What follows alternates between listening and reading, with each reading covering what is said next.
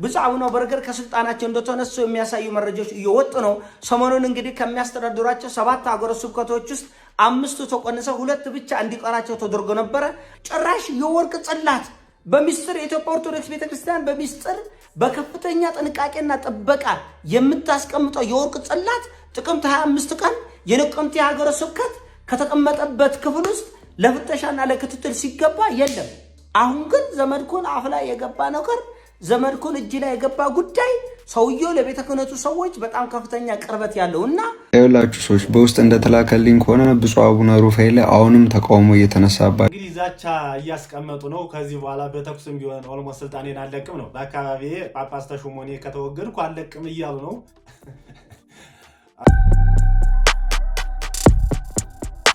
ይሄ ጳጳስ በኢትዮጵያ ኦርቶዶክስ ቤተክርስቲያን እያነጋገረ የሚገኝ ነው። እንግዲህ አንዳንዶቹም በረከታው ይለፈን የሚል ኮሜንት እያየው ነው። እስኪ የሚሉትን በሙሉ እንከታተላቸው። ሁሉም ጳጳሳት ተዋርዶ ቤተክርስቲያን ነጻ ትወጣለች። እኔ ደግሞ ሌላ አጸያፊ ቪዲዮ በቴሌቪዥን እለቃለሁ። የእግዚአብሔር ስም መጠራት የጀመረው በዶክተር አብይ አህመድ ዘመን ነው። አንዳንድ ማሽቃበጦች በልክ ካልሆኑና መስመር ከሳቱ የሆነ ችግር አለ ማለት ነው። ጳጳሱም ይሁን ተራ ግለሰብ በጣም ማሽቃበጥ ካበዛ ችግር አለበት ማለት ነው። ለምሳሌ ይሄ ጳጳስ ችግር ካለባቸው ውስጥ አንዱ ነው።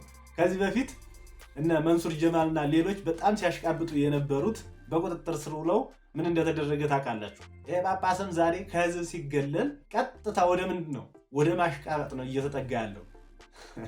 እና ከጀርባው ችግር ሲኖር ወደ ፖለቲካው ይጠጋሉ ራሳቸውን ለማዳን ነው። ምክንያቱም በህዝብ ዘንድ ታውቆባቸው ተነቅቶባቸዋልና መንግስትን የደገፉ መስለው መጠጋት ነው የሚፈልጉት። ችግር ስላለባቸው ምዕመኑን እያጋለጣቸው ነው።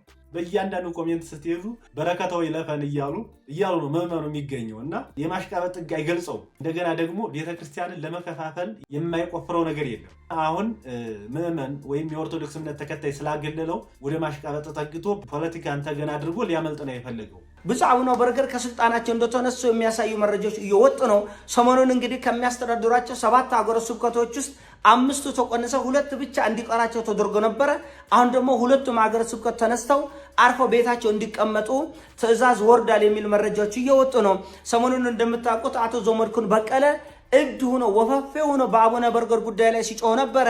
ይህን ሰው በአፋጣኝ ከስልጣን ካላነሳችሁልኝ፣ ከሀገረ ስብከቱ ካላነሳችሁት በስተቀር ሰቅጣጭ፣ አንገት የሚያስደፋ የሚያዋርድ እሱም ብቻ ሳይሆን አቡነ በርገርን ብቻ ሳይሆን ሌሎች የጳጳሳትን ጭምር አንገት የሚያስደፋና የሚያዋርድ ቪዲዮ እለቃለሁ ብሏል። ሁሉም ጳጳሳት ተዋርዶ ቤተክርስቲያን ነጻ ትወጣለች። እኔ ደግሞ ሌላ አጸያፊ ቪዲዮ በቴሌቪዥን እለቃለሁ። እኛ መጀመሪያም ስንጮህ የነበረው ይሄን ያለ ችግሮች እንደሚፈጠሩ ስለምናውቅ እኛ አባቶችን በግል የመናገር ምንም ፍላጎት የለኝም። በነገራችን እኔም አባቶችን የመናገር ፍላጎት ምንም የለኝም። ግን ጥፋት ጠፍቶ ስናይ እያንዳንዱ አውጥተን ለመናገር ዝግጁ ነን። እያንዳንዱ ማጭበርበር የሚሆን አሁን ወደፊት እምለቅላችሁ አለ። ጸበል ሲገቡ እንዴት ምዕመን ማስለፍለፍ የሚችል መድኃኒት እንደሚጠቀሙ እሱን እነግራችኋለሁ። ስለዚህ ጥፋት ሲኖር እንናገራለን። ትክክለኞቹን አባቶች ግን ዝም ብለን ወተን አንዘልፍም። ስለዚህ ጥፋትን ወተን በመናገር እናርማለን። ውስጥ ለውስጥ ቤተክርስቲያናን ሊያጠፋ ሊያወድም እጅግ በጣም ወደ አደገኛ ችግር ሊመራ የሚችሉ ችግሮች እንዳሉ መረጃው ስላለን ግዴላቸውም እነዚህ ሰዎች በጊዜ ያዙ ብለን ከ2 ዓመት በፊት ጮኸናል። ሁላችሁም እንደምታውቁት አቡነ በርገር አሁን እጅግ በጣም የተወሰበሰበ ችግር ውስጥ እንደገቡ ነው መረጃዎች እያሳያሉ። አቡነ በርገር ሲል እንግዲህ ስማቸውን ቀይሮት ነው እንጂ አቡነ ሩፋኤል ነው ስማቸው። ያው የኦርቶዶክስ ቤተክርስቲያን ስርዓትን እየጣሉ ስለሚገኙ ነው ወደ አቡነ ሩፋኤል የሚለውን ቀይረው አቡነ በርገር ብለው ስም የሰጧቸው። ስማቸውም ጠፍቶ ወይም ስራቸው ትክክል እንዳልሆነ ሲያዩ አሁን ወደ ዶክተር አብይ አህመድ ጥገኝነት ጠይቀዋል። ምክንያቱም በኢህአዴግ ጊዜ የኦርቶዶክስ እምነት እንደሌለች አድርገው እየተናገሩ ነው። አቡነ በርገር ብለው ስም የሰጧቸው ያው በጥፋታቸው ነው። ትክክለኛ ስማቸው አቡነ ሩፋኤል ነው። ጭራሽ የወርቅ ጽላት በሚስጥር የኢትዮጵያ ኦርቶዶክስ ቤተክርስቲያን በሚስጥር በከፍተኛ ጥንቃቄና ጥበቃ የምታስቀምጠው የወርቅ ጽላት ጥቅምት 25 ቀን የነቀምቴ ሀገረ ስብከት ከተቀመጠበት ክፍል ውስጥ ለፍተሻና ለክትትል ሲገባ የለም። ስለዚህ የነቀምቴ ሀገረ ስብከት ለቤተ ክህነቱ አስቸኳይ ደብዳቤ ታቦታችን የወርቅ ታቦታችን ተሰርቋል፣ ተዘርፏል፣ ሩቅ ቦታ ሳይሄድና ደብዛው ሳይጠፋ በአስቸኳይ ድረስልን ጥሪ አሰምቶ ነበር የነቀምቴ ሀገረ ስብከት። ሰሚ የለም እንጂ በጊዜው ምዕመኑ ተናግረው ነበረ። ያው እኛ ደግሞ ከረፈደ በኋላ ነው እንደዚህ ያሉ ትኩረት አድርገን ምን ሄደው ጽላት አውጥተው ከሸጡ በኋላ ምዕመን እንደዚህ አድርጎ ካስወገዳቸው በኋላ ነው ከጃንሆይ ዘመነ መንግስት ወዲህ ብለው የጀመሩት ንግግሩ። ከዚህ በፊትም እንደዚሁ የወርቅ መስቀል ሰርቆ አንድ መርጌታ ነኝ የሚል መጨረሻ ላይ ምዕመኑ ከቤተክርስቲያኑ አግዶ በቁጥጥር ስር እንዲውል አድርገውታል። እና ደግሞ አሁን ከፍ ሲል እንግዲህ በጳጳስ ነው የመጣው።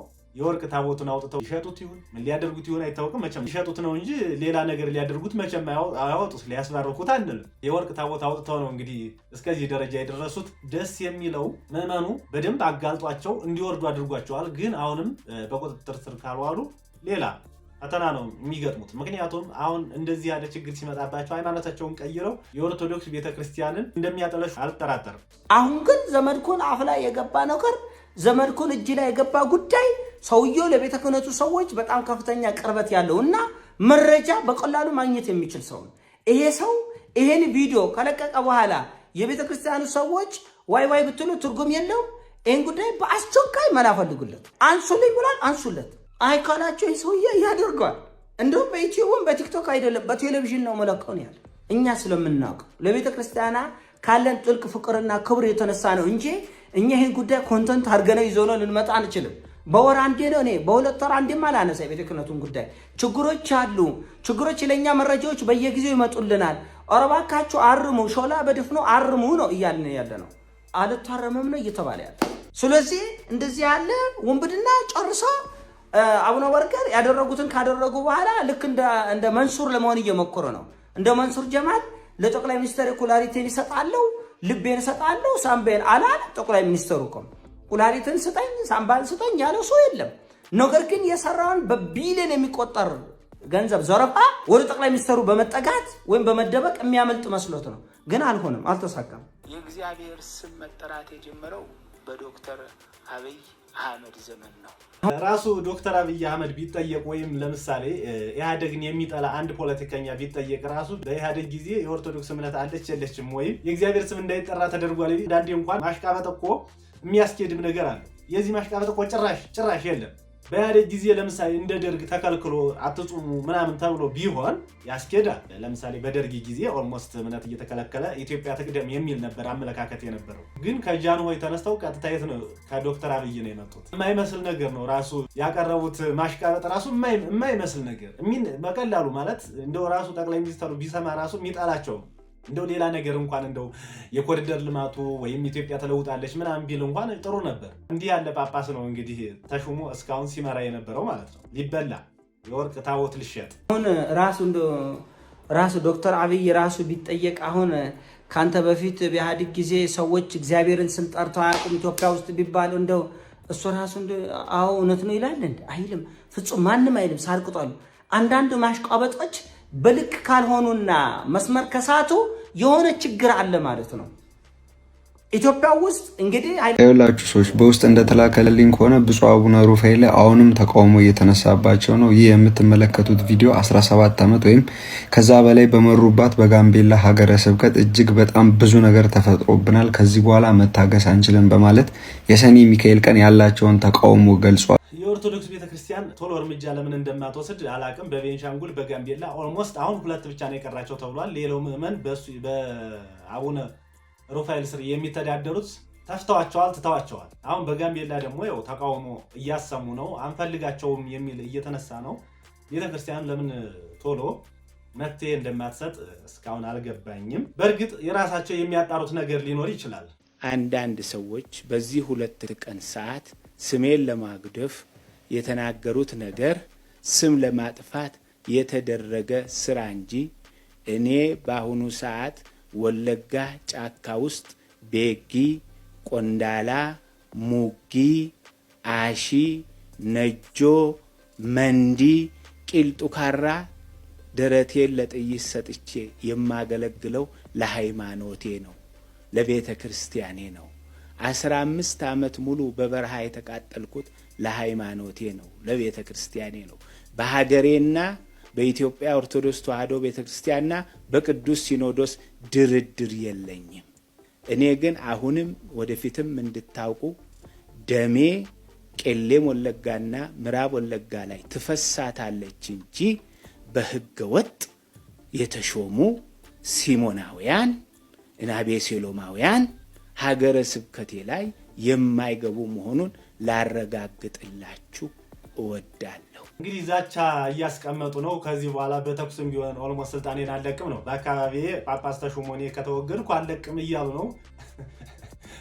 አራ ወታደራዊ እንትን ነው የሚመስሉት እነዚህ። እንደ አንዲት ሀገር መፈንቅለ መንግስት ሊያደርጉ በሞከሩ ሰዎች ላይ የሚያቀርቡት መግለጫ አይነት ነው መግለጫ እየሰጡ ያሉት እንጂ የሃይማኖት አባት አይመስሉም። ደሜ ይፈሳል እንጂ ምን እንደሆነ አላውቅም። በረከተው ይለፈኝ ያሉት ወደው አይደለም ኮሜንት የሰጡ ሰዎች። እንዲህ ነው መመን ማለት ጀግና መመን። የቤኒሻንጉል ጉሙዝና የጋምቤላ መመኖች ጀግኖች ናቸው በቃ። ምክንያቱም የበግ ለምድ ለብሰው ከሚመጡ ተኩላዎች ተጣበቁ ተብሏል። እስክንበላ በተኩላ መጠበቅ የለብንም። እረኞቻችን ወዴት ነው የሚመሩን የሚለውን ማወቅ አለብን፣ ማለት ያለብን። ወደ ገደል ነው የሚጨምሩን፣ ወደ ጫካ ነው ወይስ ወደ ለመለመው መስክ ነው የሚመሩን የሚለውን ሁላችንም በየደብሩ ያሉትን አባቶች ልንመረምር ይገባናል። ምክንያቱም ተኩላዎች ተሰግስገውባታል ቤተክርስቲያን ላይ። ትንቢቱ ይፈጸም ዘንድ ግድ ነው። እንዳያችሁት እንደሰማችሁት ነው። ሰሞኑን የማንሰማው ነገር የለም። ጆሮን የሚዘገንን ነገር ነው እየሰማን ያለነው። ሁላችሁ መመናን ሼር በማድረግ ተባበሩ። በየደብሩ አባቶቻችንን ልናጠና ግድ እየሆነብን፣ ልንመረምር ግድ እየሆነብን፣ ውሏቸውን ልናይ ግድ እየሆነብን፣ ግዴታ እያስገደዱን ነው። ወጣት ንቃ፣ ወጣት ንቃ፣ ንቃ። ነቅቷል፣ ምዕመኑም ነቅቷል። ከዚህ በኋላ እንደው በሃይማኖት ሰበብ ምክንያት ፈጥረው ለመሸወድ የሚሞክር ማንኛውም ነገር አይችልም። በቃ አሁን ላይ ትውልዱ ነቅቷል። ምን ማድረግ እንዳለ መርምሮ ያውቃል። በፊት ትውልዱ እናንተ ታስተምሩታላችሁ፣ የፈለጋችሁትን ብታደርጉ፣ ቃሪያ ብላ ብትሉት፣ ምን ብትሉት፣ አስለፈለፍን ብትሉ እንደፈለጋችሁ ትታመኑ ነበር። አሁን ላይ ግን ህዝቡ ማገናዘብ ጀምሯል። የትኛው ነው ትክክል የትኛው ነው ስህተት የሚለውን በደንብ ማጣራት ስለቻለ፣ ማገናዘብ ስለቻለ፣ ስለሚያውቅ፣ መርምሮ ስለሚያውቅ ሁሉንም ነገር ማንኛውንም ምዕመን መሸወድ አይቻልም። በማንኛውም ዘይት አለ። ለምሳሌ አሁን በሌላ እምነትም ዘይት የሚሸጡት ምናምን አሁን እሱ ቀርቷል። በቃ ህዝብ መሸወድ ቀርቷል። ስለዚህ ወጣቱ ነቅቷል። ያጠፋውን ጥፋት እያወጣ እያስወገደው ይገኛል። ማንኛውም ይቅርታ በይፋ ይቅርታ የሚያደርጉ በይፋ ይቅርታ ይላሉ። ትምህርትም ቢሆን ሲያስተምሩ በጥንቃቄ አውቀው ከምዕመኑ ጋር የሚሄድ ትክክለኛው ማንኛው ነው የሚለውን ነው እንጂ ማስተማር ያለባቸው እንደፈለጉ መሆን አይችሉም። እና ትውልዱ ነቅቷል፣ እያስወገድ ነው። አልፈልግም ካል አልፈልግም ነው። በትክክለኛ የቤተክርስቲያን አባት ሲሆን ግን ለምሳሌ እንደናባ ገብረ ኪዳንና ሌሎችም በፍቅር ነው የሚቀበለው፣ በፍቅር ነው ትምህርቱን የሚከታተለው እንጂ በመግለጫ አይደለም። ለኔ መለሱልኝ አጸፋዊ መልስ ልንገራችሁ። እንግዲያውስ ማን ጥፋተኛ እንደሆነ አንተ ማነህ? ከየት ነው የመጣኸው? ባህለው የትም ቦታ ሄደህ እንዳታገለግል ደብዳቤ ጽፉብሃለሁ። ቤተክርስቲያን ልዘርፍ ነው ልትለው የመጣኸው ነው ያለ። የተዋህዶ ልጆች እንደተለመደው ይሄንን ቪዲዮ ሼር፣ ኮፒ ሊንክ፣ ሪፖስት አድርጉ። ጆሌን ተዋህዶ የቪዲዮ ከና ሼር፣ ኮፒ ሊንክ፣ ሪፖስት ወራ ገለተማ አመሰግናለሁ። በአቡነ ሩፋኤል ላይ በሰራሁት ቪዲዮ እነዚህ የመሳሰሉ ኮመንቶችን አንብቤ ያለው አባቶችን ያቃለልኩ መስሎ ለታያችሁ ሰዎች አንድ ነገር ማለት ፈልጋለሁ። የማቴዎስ ወንጌል ምዕራፍ 18 ቁጥር 16 አካባቢ አንድም ቢበድልህ ከወንድሞች ጋር ሁለት ሰዎች ባሉበት ምን በለው ውቀሰው ተነጋገሩ ነው የሚለው አይደለ? ዝቅ ብሎ ደግሞ ቢል ለቤተክርስቲያን ተናገር። ቤተክርስቲያን የተባለው እኮ የኛ ህብረት ነው፣ ህብረታችን ነው። ስለዚህ እኔ እሳቸውን ከአንድም ሁለትም ጊዜ በላይ ይህን ሁሉ ዓመት አብሬያቸው ስቆይ እምቢ ስላሉ ሌላ ማስፈራሪያ ስለሰጡ ንቄ ሳይሆን አክብሬ ነው የተውኩት። ለምሳሌ ባለፈው ነግሬያቸዋለሁ፣ መጀመሪያ ቪዲዮ ላይ እዛ ያለው ነግሬያቸዋለሁ። እምቢ ስላሉ ነው ብያቸዋለሁ። የት ነበርክ የሚል ኮመንት አያስፈልግም። ቪዲዮ ሙሉ በሙሉ ብትሰሙ ነው። እሺ እንዲህ ካላችሁ አንድ ልጨምርላችሁ ነው። 2014 ላይ ጋምቤላ ሀገረ ስብከት እያሉ ደግሞ ገብቼ 2-3 አገልጋዮች ባሉበት ነግሬያቸዋለሁ።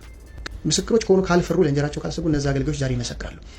ሁሉም ባሉበት አባታችን ይተው ብዬ ስላቸው ለኔ መለሱልኝ አጸፋዊ መልስ ልንገራችሁ። እንግዲያውስ ማን ጥፋተኛ እንደሆነ አንተ ማነህ? ከየት ነው የመጣኸው? ባህለው የትም ቦታ ሄደህ እንዳታገለግል ደብዳቤ ጽፉብሃለሁ። ቤተክርስቲያን ልዘርፍ ነው ልትለው የመጣኸው ነው ያለ። እሺ አባታችን ይባርኩኝ ብዬ ቡራኬ ተቀብዬ የወጣሁት። እንዴት ነው እናንተ እውነት የምትፈልጉት? በእድሜ ከሸመገለ ሰው ነው? ወጣቱ ጋር እውነት የለም፣ እኔ ጋር እውነት የለም። እሺ አንደኛ ጢሞቴዎስ ምዕራፍ 4 ቁጥር 8 አካባቢ ላይ ምንድን ነው የሚለው? እንደው የሚለው በጽድቅና በእውነት በፍቅርና በምን በቃ ብቻ ለሚያምኑት ምሳሌ ይሁን እንጂ ማንም ታናሽነትን አይናቀው ይላል። ስለዚህ እኔ ታናሽ መሆን ትህትና በተሞላ መንገድ ይኸው በመታዩት መንገድ ባለፈው በሰራሁት ቪዲዮ መንገድ አክብሬ የታላቅን ስህተት እንዲያርሙ መናገር ነውር አይደለም። ወንድማችን እንግዲህ ከ2014 ጀምሮ ነው ሲከታተላቸው የነበረው። ምንም ቢሆን ምን እውነት አሸናፊ ናትና ዛሬ ላይ ግን ሁሉም ነገር ታውቆባቸው ኦልሞስት ከአገልግሎታቸው ወይም ከስልጣናቸው ወይም ከሹመታቸው ወርደዋል እየተባለ ነው። አሁን ላይ ራሳቸውን እንግዲህ ወደ ማሽቃበጥ ወስደውታልና ስለዚህ ከስተታቸው ታርመው የሚመለሱ ከሆነ መመለስ ስተታቸውን ማረም ነው ያለባቸው።